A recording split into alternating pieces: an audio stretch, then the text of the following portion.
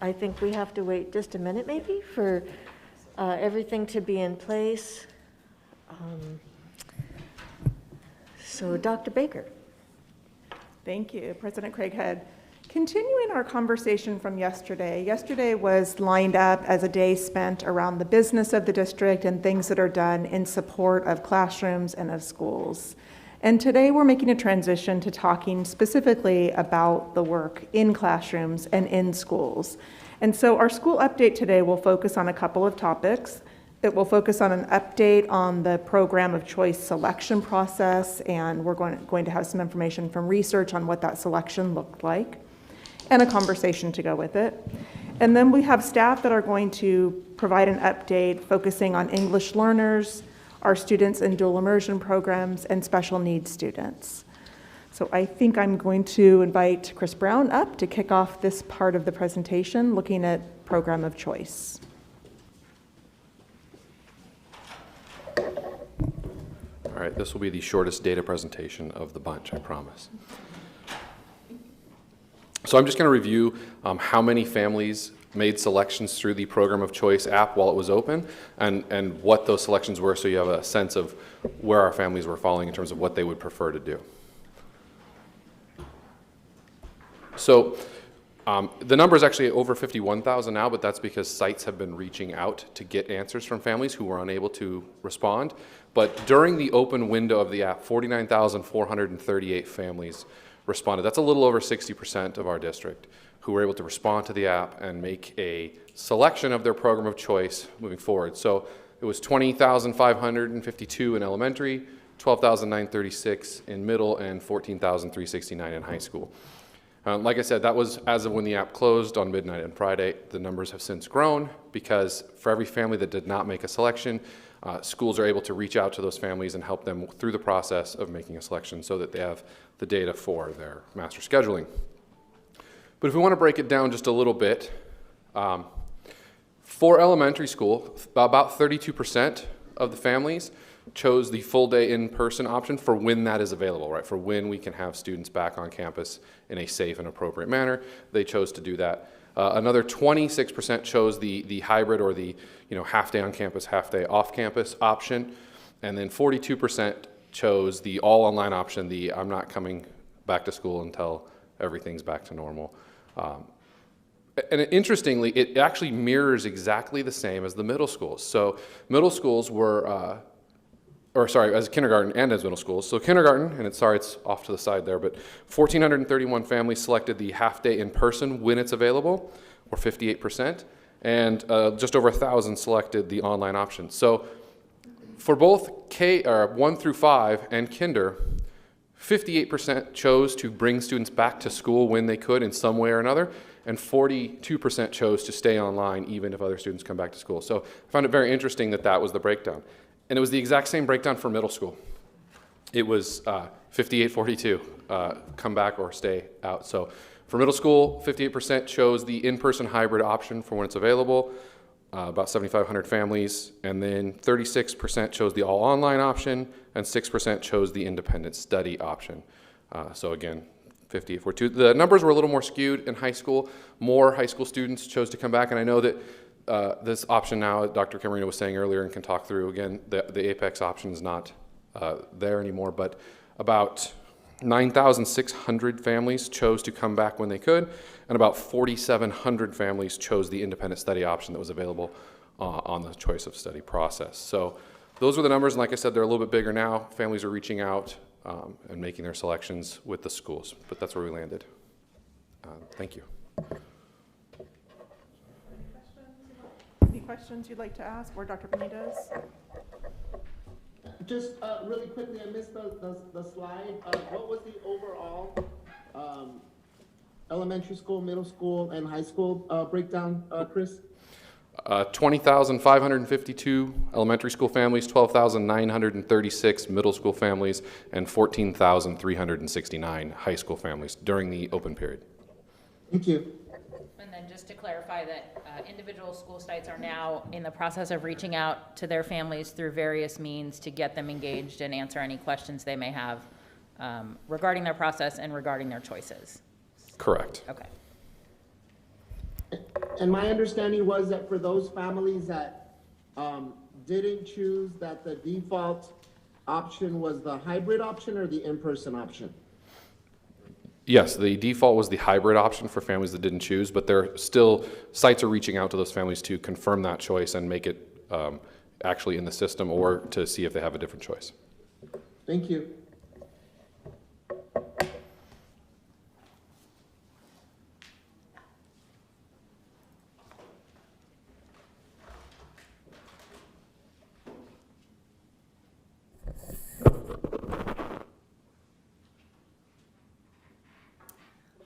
Okay, good morning. Good morning. So whether our families chose the hybrid option or the online option, if you recall the last time we were together a couple of weeks ago, I shared with you that they'll all be using Canvas. And so while I am going to be transitioning to talking about support of special populations, I just wanted to give you a quick little update. So right now, as we're speaking, we have more than 100 teachers representing all of our schools, getting trained in how to use Canvas so that they can then be the teachers and trainers and facilitators for their sites. So it's very exciting, it's very new, and then next week all of our teachers will be going through that training. So we're really excited about that, and I just want to give one more shout out to Amy Pendray, who has worked really hard in being the leader of this training, and then a great support provider to her, Dr. Vanitha Chandrasekhar, who works in the research office as part of our ed tech team. So thank you to Amy and Vanitha for an amazing job. All right, but what I'm actually here to talk about, or to lead you into, is thinking about our support for our special populations. And we're going to start with talking about support for our emerging bilingual students.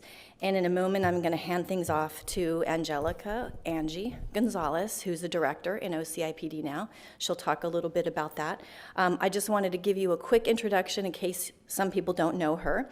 She was most recently the director in the elementary office, and she worked very closely with the curriculum staff around the SEAL program that you heard Mr. Moskovitz talk about a couple of sessions ago. She is a former K-12 site administrator, so she's worked at all levels in administration and has worked at sites like Franklin and Avalon, who have very large English learner populations. She's also a former dual immersion teacher, and she's worked in a supervisory capacity with our dual immersion schools. So I'm really thrilled to be bringing her on board, bringing in all of that knowledge, and then if you don't know Angie, you'll soon find out she's got this great positive energy. So I'm going to ask her to come up, and she's going to give you a quick peek at the current work that we're doing to open school, and then later, not today, right, Angie, but later, she's going to give you more in-depth information on the kinds of supports we will be providing for our English learners and dual immersion programs this year. She's really technically didn't start until Monday, but she's been with us for a few weeks. So I'm going to turn things over now to Angie. Just push that button.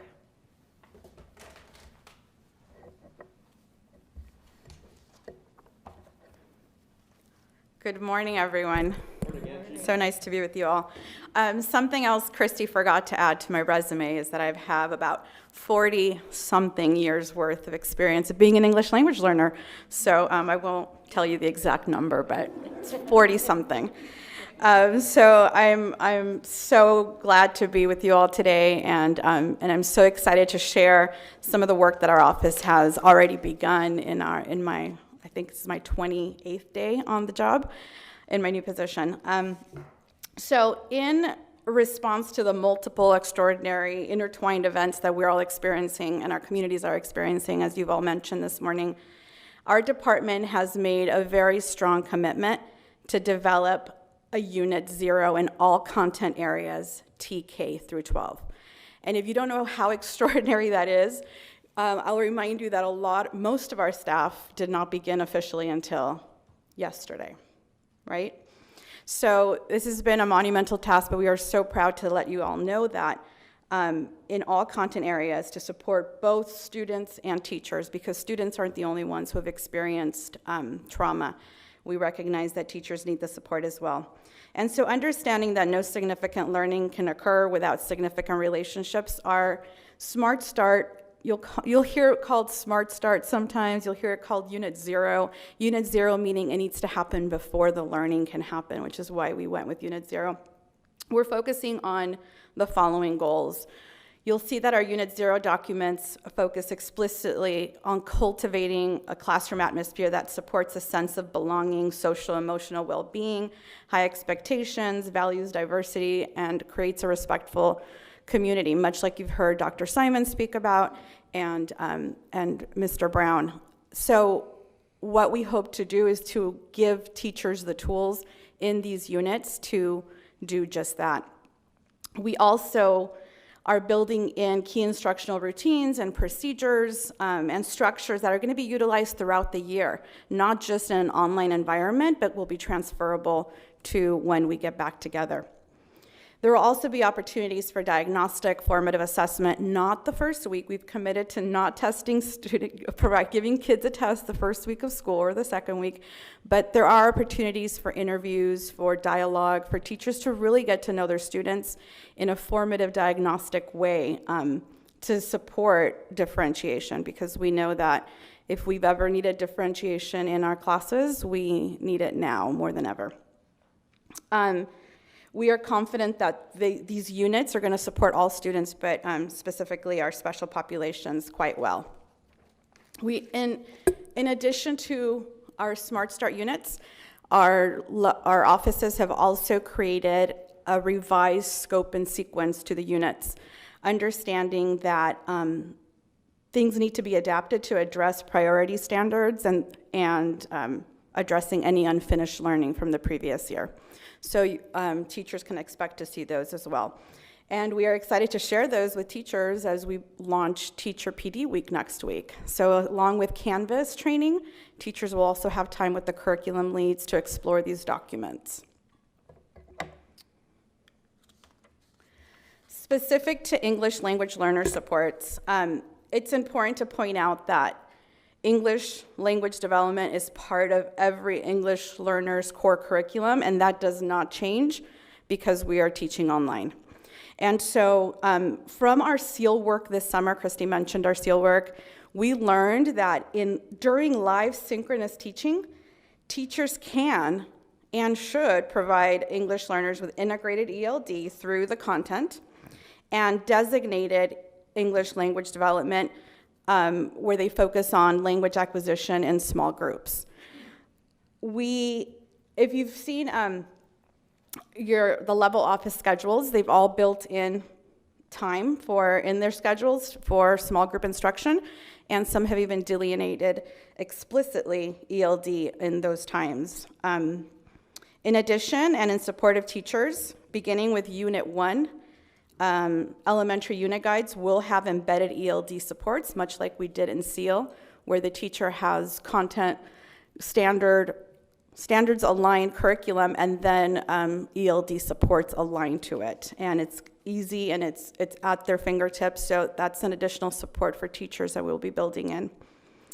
You heard from Christy earlier about Canvas.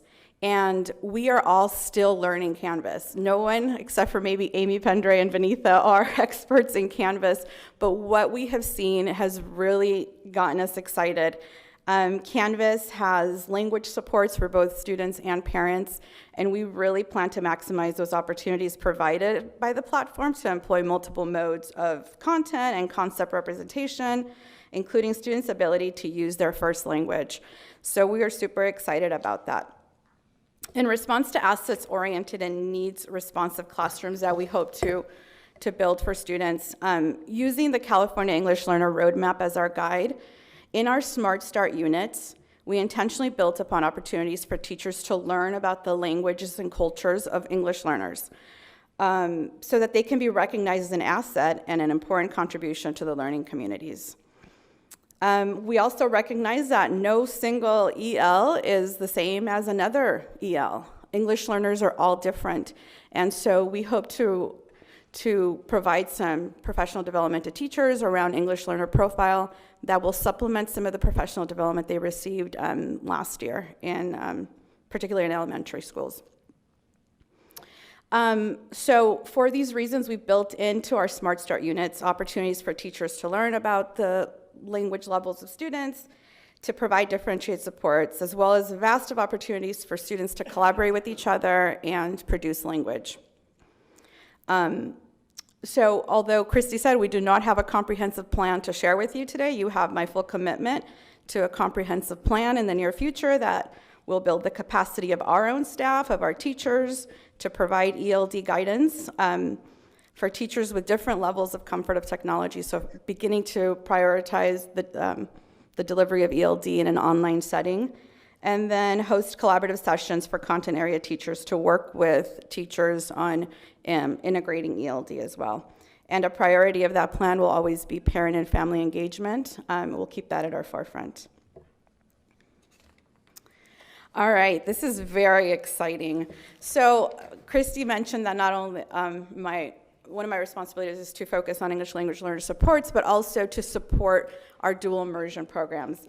And like Christy said, as a former dual immersion teacher, this really brings joy to my work. And so to help facilitate the work, we have a new partner, and I'm going to virtually introduce you to her here. So you'll see her picture. This is Dr. Olga Grimalt, and she is our new K-8 dual immersion coach. And Dr. Grimalt began in Long Beach Unified, if you don't know her, in 1992. Do you want me to pause? If you could for a moment. Yes. Dr. Benitez has a question. Thank you, and I want to be very cognizant that there is no comprehensive plan right now, that will be shared. Yes. But if it's possible, and maybe you can do it after you share the DI approach, if you and or any of the level offices could share a hypothetical what a day would look like for an EL, for an emergent bilingual student and or a dual immersion student, just so that parents get a sense of, if they have an EL student or a DI student at home, what hypothetically could that look like, right? So I know there's no specific details yet, but just in general terms, I think it would be good to just get a sense of how that day would be different and or unique to an EL student and or a DI student. Sounds great. I'll start that after this, and then I'll actually hand it off to either one of the level offices to expand on that. Thank you. Yeah, thank you. You're welcome. So Dr. Olga Grimalt came to Long Beach Unified in 1992, and most recently was a kindergarten dual immersion teacher at Bixby. And she joined the Bixby staff in large part to support the launch of Bixby's new dual immersion program. So she comes to us with a wealth of knowledge. She has taught at the university level. She's done consultancy work for dual immersion programs, and she has a lifelong passion for bilingualism and biliteracy. So although her focus will be on DI school support, we are prioritizing a couple schools in our support as we initially launch the year. And those schools are Chavez, because Chavez is beginning their new DI program, and Patrick Henry, because Patrick Henry has a new principal. And so we'll be focusing our support on those two schools, but as eventually reaching out to all schools. She has been focused this summer on developing instructional materials in Spanish. That has been a long time complaint of dual immersion teachers, that we just do not do a good enough job of providing them with materials in Spanish for their classroom use. And so she and a team of teachers have been working hard this summer to develop instructional materials in Spanish. So there will be Spanish Smart Start unit guides, so they will have a Unit 0 in Spanish. They are also working on English language arts, Spanish language arts unit guides for the rest of the year using our core Spanish text in elementary called Maravillas.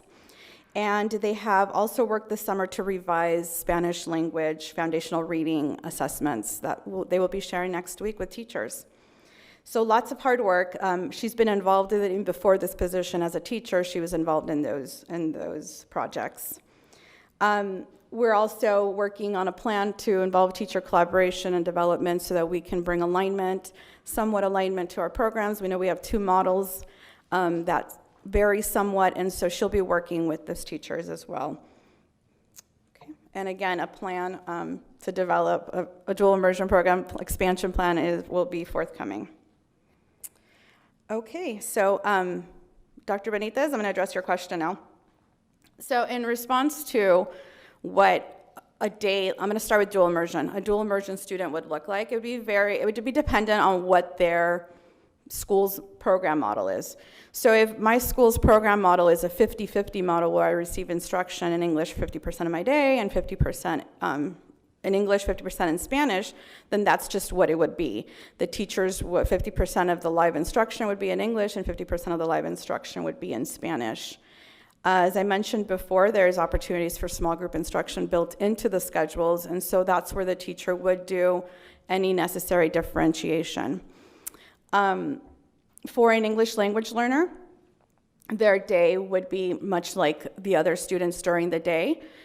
Teachers would provide integrated ELD. Integrated ELD essentially means that throughout the day, teachers look at their content standards and they address any language barriers that an English language learner might address, and they address it through the content. During small group instruction time, we have in elementary delineated that is also to be when ELD, specific ELD instruction happens. And during designated ELD time is when the teachers focus on language acquisition standards that the student might be missing. I'll turn it over to a level office if they want to address that further. All right, so Brian is, yeah. Thank you, everyone.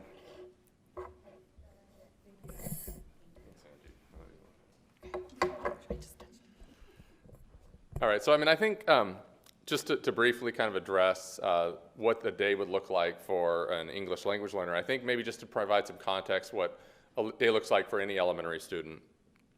And first of all, I think just as an overarching consideration, we were hesitant until we had an agreement with our Teachers Association to get to a lot of specificity out of respect for the process of negotiations. Now that we have that completed and we have our MOU in place, we're able to move forward now and provide more specificity to parents and to teachers, and we'll be doing so in the coming days. I think the other thing to keep in mind is we have over 30,000 elementary students across our elementary and K-8 sites, so we recognize there has to be some flexibility in schedules that meets the needs of 30,000 students, but we're also trying to create some structure that creates some minimum expectations for all of our students and our teachers. So for an elementary student, for example, during live instruction, let's say a math lesson, they may receive a 10 or 15-minute mini lesson from the teacher, and then they would take the next 15 or 20 minutes and turn away from their screen and complete the math in their math notebook, in their math workbook at home, maybe on a whiteboard. For an English learner during that time, if they have additional supports around language, while they're working on the math, maybe they need some support in the actual vocabulary and terminology, the teacher will be able to support the student during that time while the rest of his or her classmates are off to the side doing the work in their home, in their workbook, as an example. Angie mentioned that we do have designated time for small group support. So there will be a couple of hours in the day where students would be working offline in their own tasks that could be completed later in the day or evening with the support of a parent, if that was the choice that the parent made. But during that time, when students are working more independently, the teacher will have opportunities to still provide that small group support, and that's when the designated ELD time would come in. So there's just a couple of examples of where, specifically to an English learner, where they could get support. But then I think more broadly, to just clarify that live instruction does not mean that students are staring at the screen for an hour or hours on end. In fact, just like good teaching in the classroom is short mini lessons followed by students working independently at their desk, there would be short mini lessons, students working independently in their home, in their workbook, in their notebook, but that the teacher would be available if any student needed additional support, just as the teacher would be available in a classroom if a student needed additional support. So Dr. Benitez or any of the board members, I don't know if that gives a little context for specifically English learners, but maybe more broadly what instruction might look like in an online environment.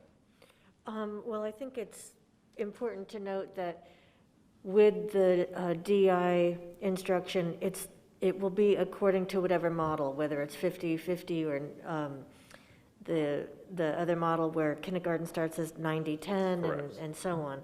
Exactly. So a second grade classroom might be an 80-20 or 70-30 model, and then that would mean that 70% of their instruction would be in Spanish.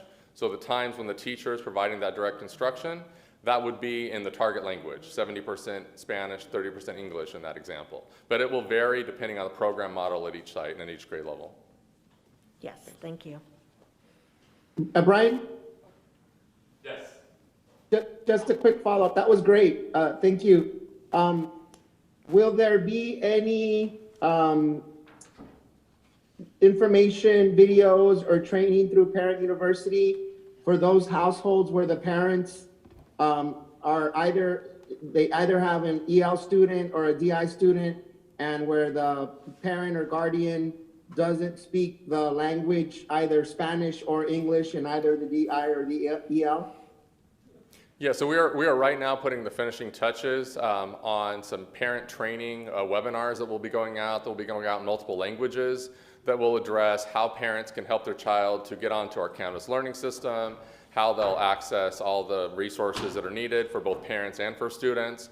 And so we'll make sure that we specifically call out then in that what might it look like for a parent or student in a dual immersion program for our English learners. So that is all part of the trainings that we're finalizing and we'll be pushing out in the coming days. Thanks, Brian. That's awesome. And would that also include going forward, as parents have questions and need resources, would we have those resources in place going forward? I'm not sure if you're saying that we have this training prior to the start of school, or is it ongoing? So initially, we're trying to make sure we have the trainings in place so that our parents can help their children connect with their teacher on the first day of school. So that's our priority now. We want to make sure that on that first day of school, kids know how to get online, parents know how to help their kids get online. That's number one priority. But going forward, yes, our Parent University program through our Equity Access Office does tremendous work, and I know there's a commitment on their part to continue to provide those parent education resources throughout the year to support parents and students in an online environment. Thank you.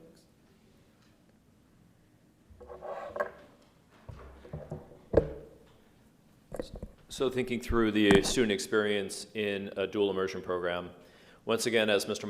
Moskowitz stated, it's very similar to going through a standard program. The only difference is at Keller Middle School, students go through a 50-50 model. So we have one DI model at the middle school level, and we also have a 7-period day in that model. And that is set up so that students have a maintenance program within their Spanish. So all students have a Spanish course as well as an English course. They take the standard other core content areas, history, science, math, and they take those in alternating years in different languages.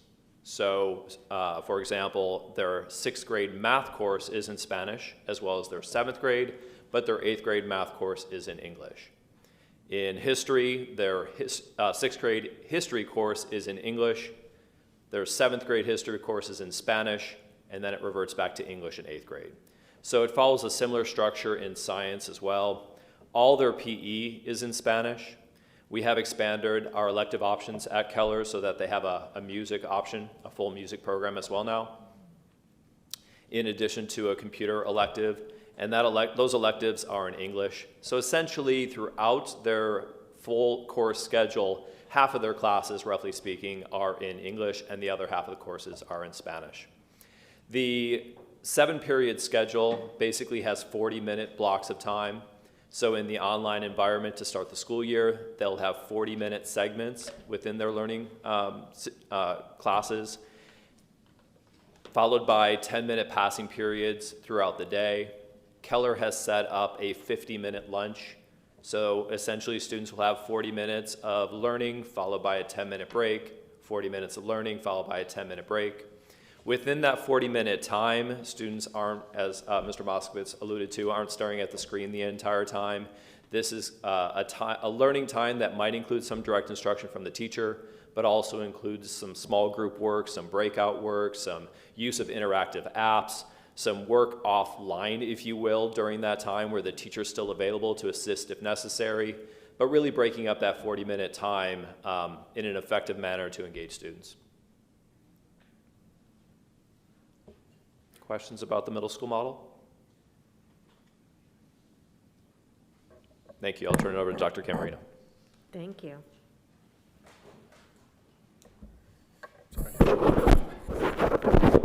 Part 3 of the wiping. Yeah, for our high school models, we know that our EL students or newcomers, thanks to the work of Jenny Salazar in our office from last year, where she visited all of our schools to really look and dive into the supports that our students have there. Our students typically have either ELD, English Language Development, or Literacy Workshop. The challenge, obviously, is when their students are into their other courses where that only designated time is the time that they get the support. We know two things for sure about research is the research for students that have had success in EL students was that they have really good teaching practices. They have basically any student in the class is going to be very successful because they have a really robust dynamic training, and teachers really are good at differentiating instruction and providing supports and scaffolds for students, whether they're EL, whether students that are not meeting standards on state assessments or any other assessments. So that's key and number one. So we're bringing all those pieces and components to our high schools. The second piece is that our students have to feel like connectedness to their peers and to their teachers. I want to give a shout out to Poly High School because their AP teacher, Ms. Powell, worked with a lot of their students in their AP classes to really help and role model and support and tutor some of our students that are newcomers in EL, and did that work while we were shut down from March till June, in zooming in with those students and checking in on those checking in with those students. So that is another piece that really has helped us. And the other component that Jenny has helped kind of facilitate and model for our high schools is having those parent nights that we've had with our newcomer EL parents, that really had them know what the resources are at the schools, and once the parents and the parents know what resources are available, who to reach out to, who they can ask questions to, that's really helped. But again, the key piece is going to have our teachers having those, again, differentiated ways of being able to support students and scaffold the work. But the other piece too is having those peer mentors that we're going to use in our AP classes and using them across our high schools to connect with our EL students and our newcomers especially. Any more questions? No? Thank you. Thank you.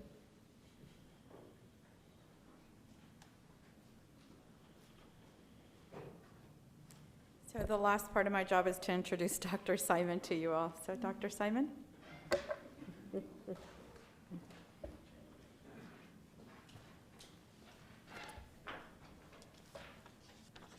Well, hello again. Madam President, members of the board. I'm here to provide a special education update, and you'll also hear from Dr. Rachel Heenan, who is our Director of Special Education. She's been doing the work for quite some time. She's also our SELPA Director. She represents this district very well, very innovative and creative, and she's going to walk you through some things too. So the Division of Student Support Services, the Division of Special Education, going back to my old work, conducted 2 virtual informational sessions for special education teachers, and then 2 informational sessions for our parents and guardians, and this took place last week. So for our parents, there was one in English and also one in Spanish. We had a pretty good turnout. For example, for our parents, we had 225 for that first day that we provided the session. And on the second day, we had our Spanish-speaking parents, and we had about 52. And we're still looking at ways to engage more of our Spanish-speaking parents, so we're working on that right now with some of our community agencies to do so. So the informational sessions provided an overview of the educational options and services during school closure for distance learning, right, which many of our parents are asking for more of that information. So during these informational sessions, we had our pre-K, our BUFM principal, through adult transition, Dr. LaShondra Prelo, to go over the instructional models, and also digital platforms were discussed as well. Staff also discussed related services and assessments. At this time, related services are only going to be conducted virtually, right, as mandated, until it is safe for staff to return to site. So again, even with that virtual model, we're looking at very creative and innovative ways to conduct those assessments. And these assessments will be conducted to the extent possible under distance learning. So Dr. Rachel Heenan, again, as I introduced earlier, will discuss the distance learning plans, which we are mandated to work with as required by Senate Bill 98, and the ongoing professional development that will be provided to staff during distance learning and also upon their return. So without further ado, here's Dr. Heenan.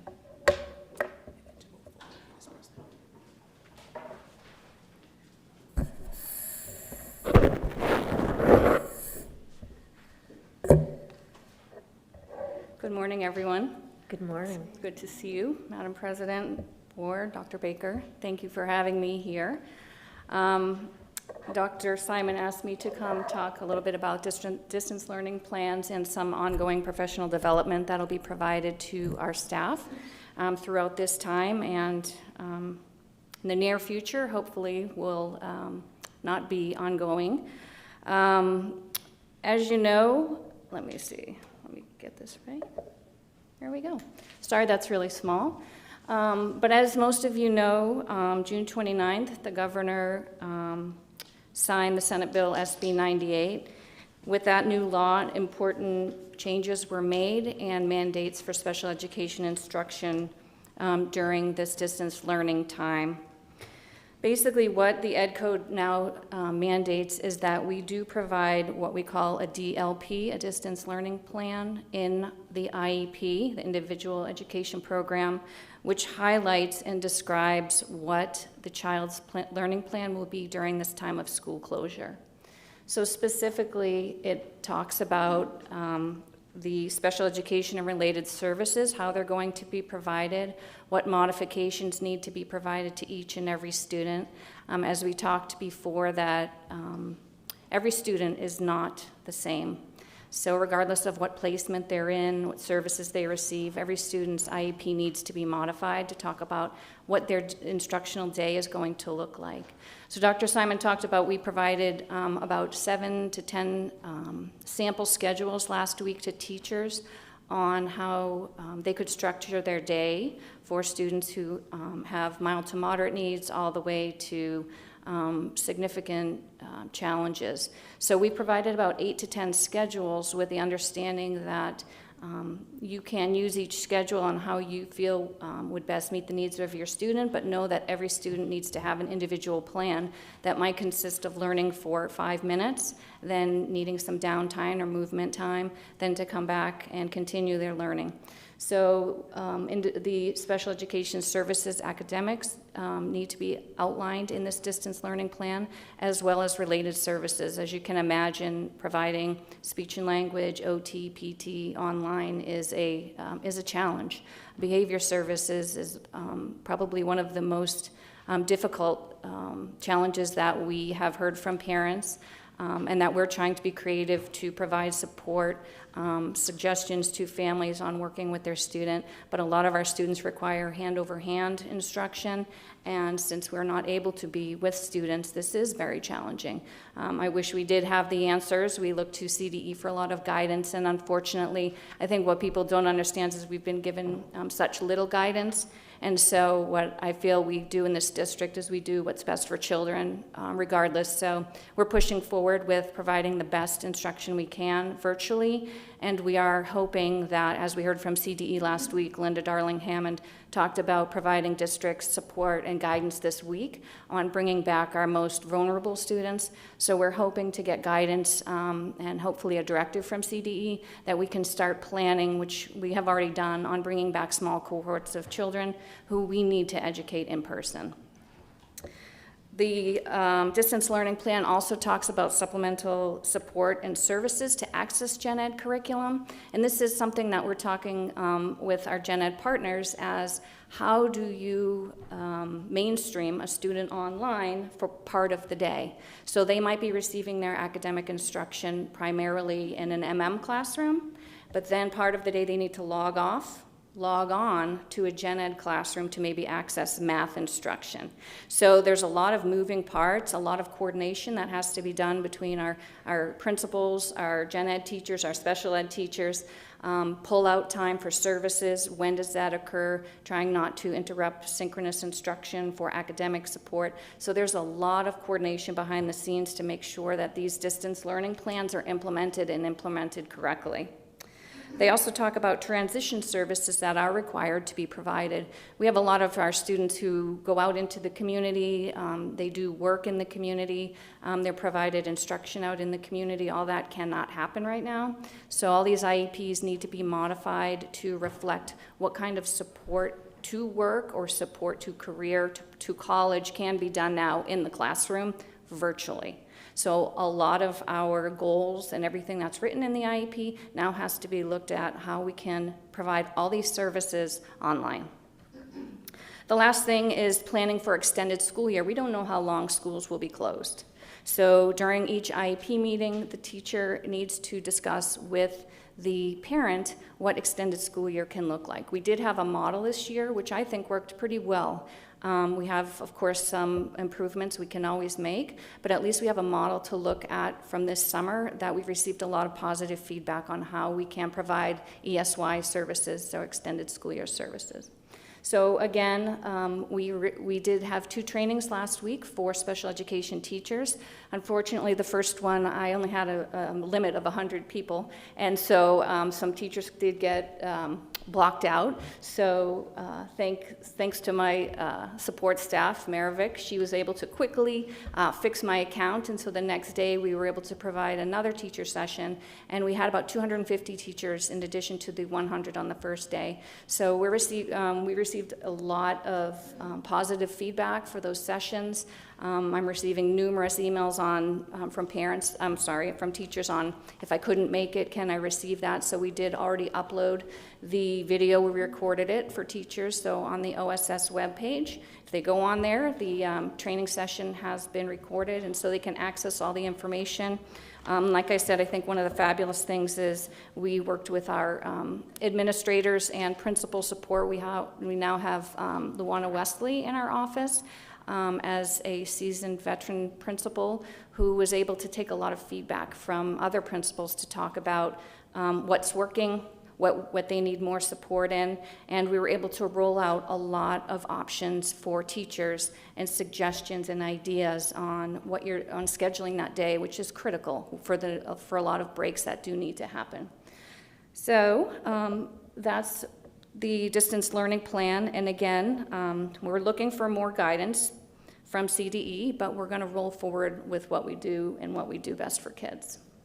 The second area I was asked to talk about was professional development, and like I said, we started last week with special ed specific professional development, and there's going to be an ongoing focus of delivery of instruction and services online. Each area, whether it be related services, speech, OT, academics, everyone has and needs professional development in that area. We're looking for other districts, to see what best practices for other districts. We're trying to collaborate up and down the state with state SELPA on if there are assessments that can be used, if they're normed for online assessment and delivery. If they're not, what other ideas? So we have a network, which is, I feel very fortunate to be part of the SELPA network to give us additional guidance or suggestions from other districts.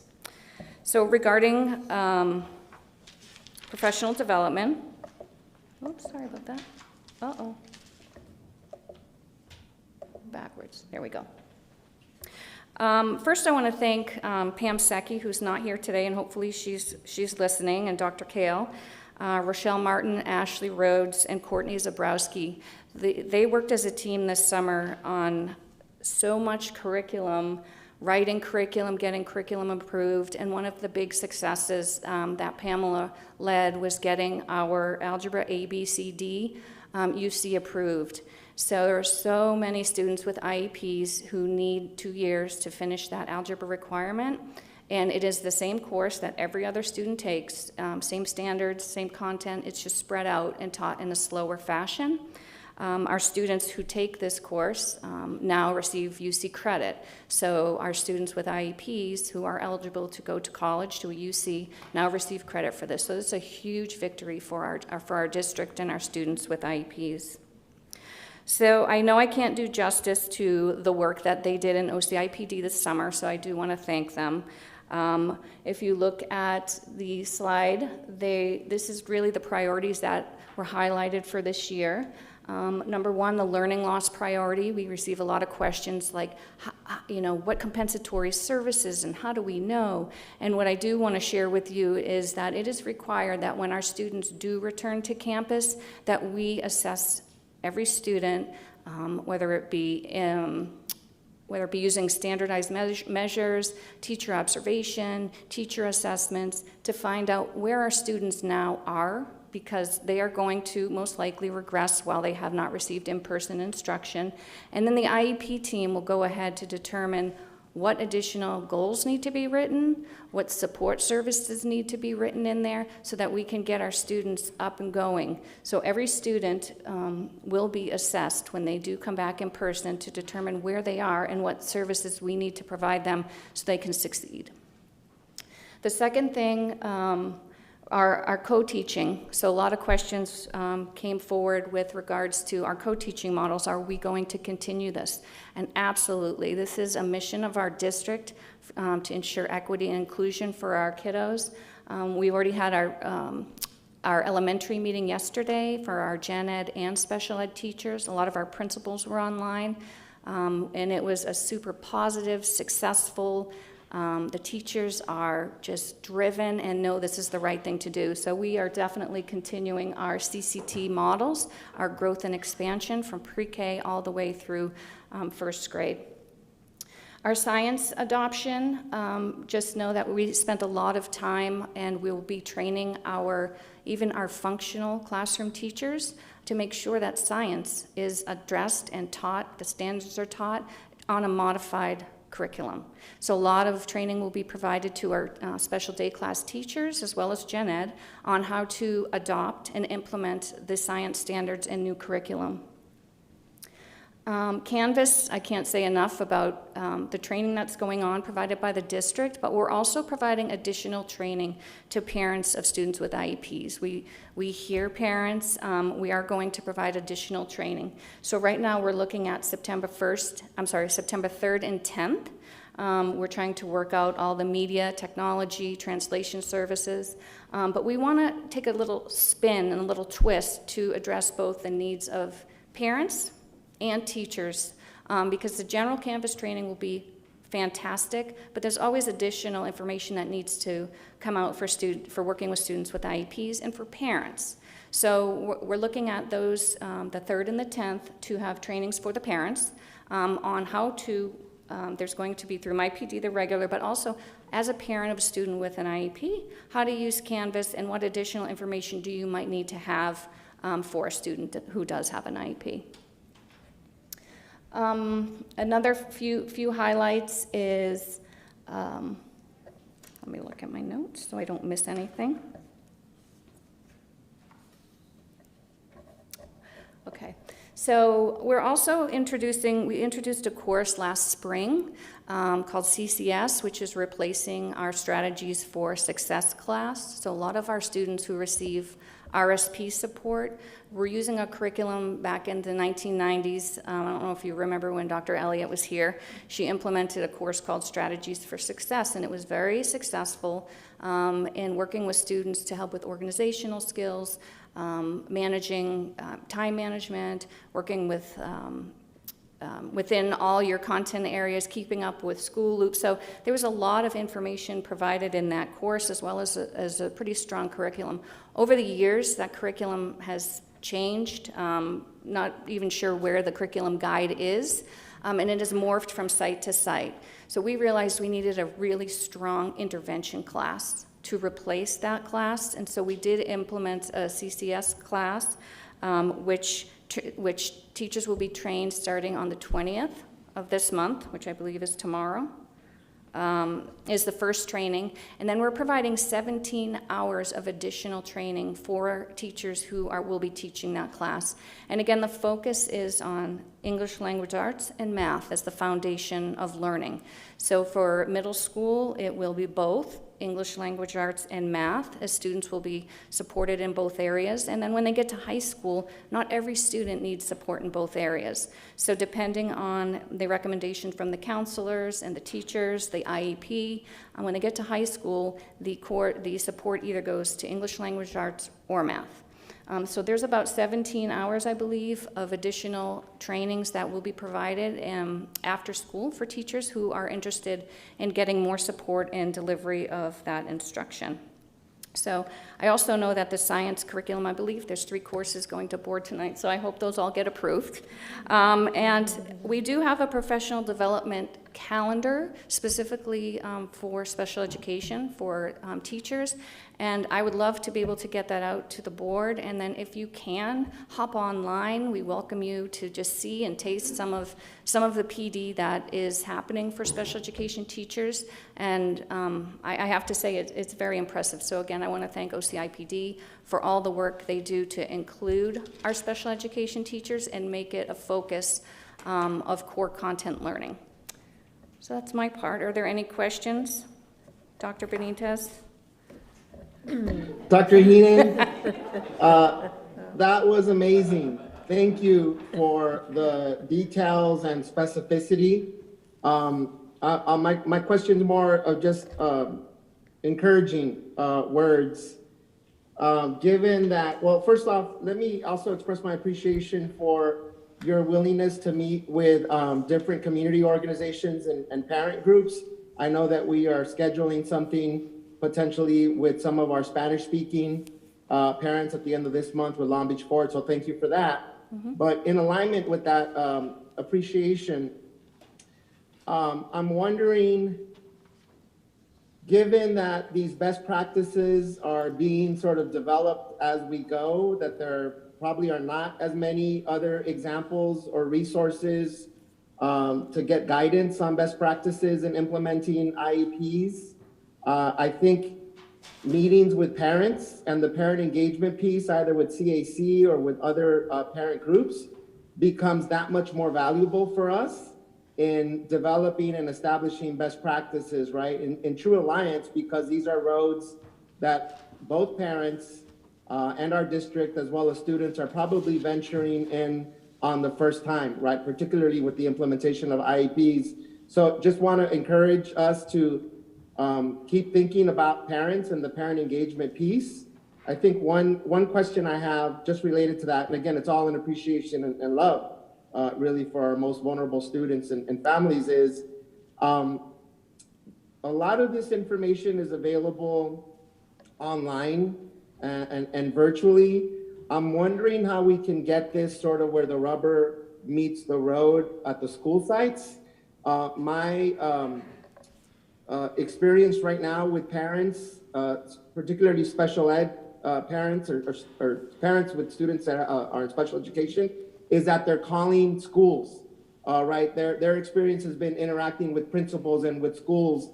I'm wondering how this information gets trickled down at the school site level, given that we have challenges with parents accessing this information virtually. What can we do to best equip our principals to be responsive to answering, potentially the flood of calls that they'll be getting from parents that have different digital accessibility challenges?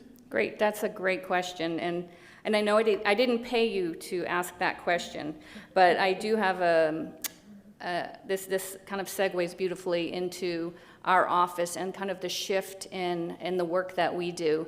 We're presenting to elementary principals on this Friday, and we're really presenting a shift in everyone's thinking on how our office supports parents and school sites. In the past, I believe our office was seen as those that put out fires on sites and kind of come in, help, and leave. We're really focusing this year on messaging that our office is to support principals, to teach principals, to guide school sites on these answers that everybody should have. They shouldn't have to call one office if they have specific questions about students who have IEPs. Everybody needs to have those answers. So our office this year has a laser-like focus of providing professional development to principals at each level office meeting on specific either topics that are coming up, and obviously this year it is focused on distance learning, how to roll it out, questions that might come up regarding related services, accommodations. So we're really focused, our office this year, on providing this information and training to those who need it most, and that is the school site. providing sessions. Hopefully, we can even go to school sites soon to, address the parents, since we started that last year. But that's our big shift this year, is to making sure everybody has the knowledge to answer these questions. So it shouldn't be just an office, a small office in our district, and that means that we're not doing our job. So we need to provide all this information, and so that principals and school sites can confidently answer questions for parents. I love that, Dr. Heenan, and it really makes it more, not more, but emphasizes the parent-centeredness and the student-centeredness at the school site. Love that. Thank you. Okay, thank you. I had a question as well. I thank you so much for your work and your collaborative work with OCIPD, Student Support Services. The reality is we have 10 or 11,000 students with IEPs or 504s or students with disabilities. That is larger than many, if not most, school districts in the state of California. Yeah. So you have, in this time, in collaboration with the rest of the staff, really had to recreate, according to SB 98, another system within a system that is constantly changing. And I just want to express deep, deep gratitude for you and your team and all of the teams who have collaborated to do this work. I would pull back the lens to say, again, we are in a nationwide crisis around education and changing systems. You said yourself that you have to look to your state partners for ideas and suggestions, and I know that that's happening for all of us at a state level, at a national level, to say who's doing what well and how can we help each other, not have to recreate the wheel over and over. So I appreciate that partnership you have with our statewide partners. And I just think it's really important for all of us to remember, as staff, as board, as parents, as community, this bigger picture, this bigger change. For you to say that the Department of Education is going to give you guidelines, hopefully this week, on work that we want to start, or wanted to have started a month ago, but will start in earnest in 2 weeks, is critical to put in perspective that some folks started school on Monday. So they are still without that guideline and that guidance from CDE. And for as much as we want to rush in forward to finish the work and have concrete answers, because we are all asking you guys questions that we want really specific answers to, the reality is we don't have guidelines from the State Department of Education, who's not getting funding from the Department of Education at a federal level. So I just want to thank you for the incredible work that you have managed to do in absence of guidelines, with just SB 98 as the guiding force for our students with disabilities.